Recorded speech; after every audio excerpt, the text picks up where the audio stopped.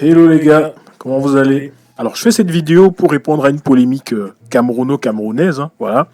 En fait c'est une polémique qui concerne un débat entre le fait de choisir entre le passeport français, donc ce qu'ils appellent dans la communauté le passeport Bordeaux, de choisir entre ce passeport-là et gagner un salaire de... Non, pas de gagner un salaire, et d'avoir une somme de 200 millions de francs CFA. Donc on est sur...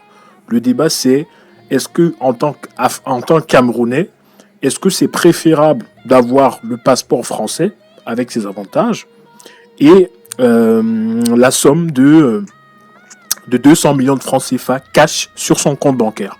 Alors, il y a eu plein de débats.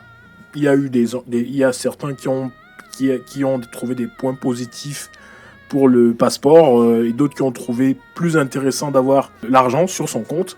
Alors moi, mon débat, au-dessus de ça, c'est-à-dire c'est un débat qui va au-delà de l'aspect individuel. Parce que pour moi, ce que ça retranscrit, c'est deux visions de la vie, c'est deux visions de la société.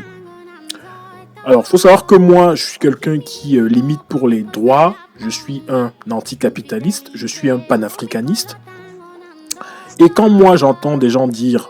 Je préfère avoir dans mon compte bancaire à moi tout seul 200 millions bien au chaud. Avec ça, je pourrais investir, nourrir ma famille, me soigner, voyager, etc.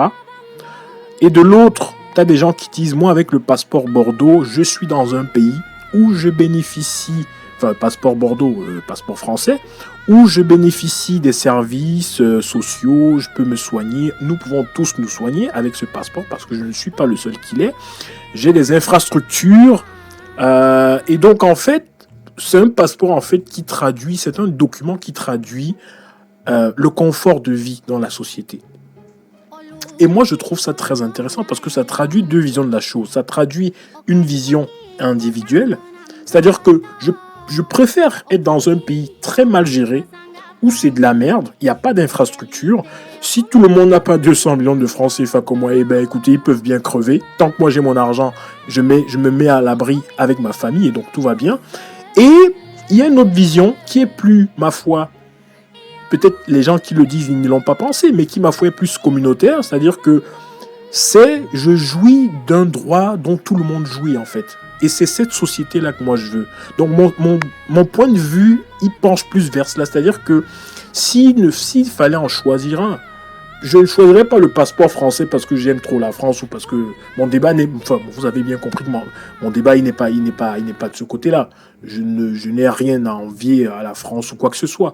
Mais c'est de se dire plutôt, qu'est-ce qu'il faudrait que je fasse pour que je sois dans un pays où nous ayons tous les mêmes conditions de vie et qu'il n'y ait pas certains qui aient besoin de se surenrichir pour pouvoir vivre décemment. C'est-à-dire qu'on te parle de 200 millions pour avoir de bons hôpitaux, pour pouvoir bien manger, etc. Alors qu'en principe, ça devrait être un droit pour tout le monde, en fait. Ça devrait être valable pour tout le monde. Mais malheureusement, ce n'est pas le cas. Malheureusement, aujourd'hui, on est obligé d'être dans un individualisme et dans une quête de richesse à un point. Ça, c'est une autre discussion. C'est un peu le problème du capitalisme. Mais en fait, c'est ça le problème. Donc moi, s'il fallait que moi, je fasse un choix, moi, je dirais, je préfère une société égalitaire où on a tous les mêmes droits, plus ou moins, et qu'on puisse tous pouvoir se soigner, manger correctement, sans que certains aient besoin de gagner 200 millions de francs CFA. Parce que, en fait, c'est ce que ça traduit. Parce que je rappelle que c'est dans un contexte camerounais. Hein. Voilà, au Cameroun, tu n'as rien, personne n'a rien.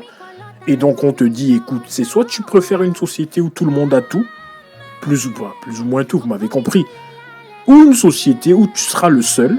Donc, tu resteras au Cameroun et tu auras tes 200 millions et tu vas pouvoir vivre ta meilleure vie en te baladant dans les rues, en regardant la misère chez les autres et toi, pouvoir garder ta jouissance pour toi seul. Je sais pas ce que vous en pensez. Je trouve ça un peu triste. Je trouve même ça très dégradant pour l'histoire du Cameroun de devoir arriver à ce genre de débat. C'est triste. Mais bon, voilà. Ceci est ma réponse et je vous souhaite une très bonne journée. Allez, au TEP. Beaucoup de personnes dans la diaspora qui essaient toujours de se rapprocher un peu plus de leur culture parce qu'ils n'ont pas eu la chance de vivre dans des pays africains, ils n'ont pas eu la chance de recevoir une éducation à l'africaine ou du moins de comprendre une langue. Et vous avez aujourd'hui une solution qui s'offre à vous, une possibilité de pouvoir apprendre des langues parce que nous avons beaucoup de mots dans la diaspora que nous traînons. Il y a une forme d'érosion culturelle qui existe aujourd'hui, beaucoup de langues africaines sont en train de se perdre parce que dans la diaspora déjà les gens ne pratiquent pas et même sur le continent, le fait d'avoir utiliser les langues importées font que nous perdons beaucoup de nos langues. Aujourd'hui, même lorsque les gens veulent apprendre, il y a une barrière de l'apprentissage. Et ça, c'est vraiment dommage. Et bien entendu aussi pour répondre à la question de la crise identitaire, la solution c'est Medtube.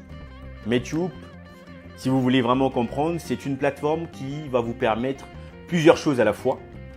La première chose, c'est ça va vous permettre de traduire plusieurs langues. C'est quelque chose que les gens n'ont pas pour habitude de voir, en tout cas pour les langues africaines. Vous avez un outil qui vous permet aujourd'hui de traduire plusieurs langues africaines, c'est Medtube. Mais ça ne s'arrête pas là, bien entendu. Vous avez sur Medtube aussi une bibliothèque numérique de contenu.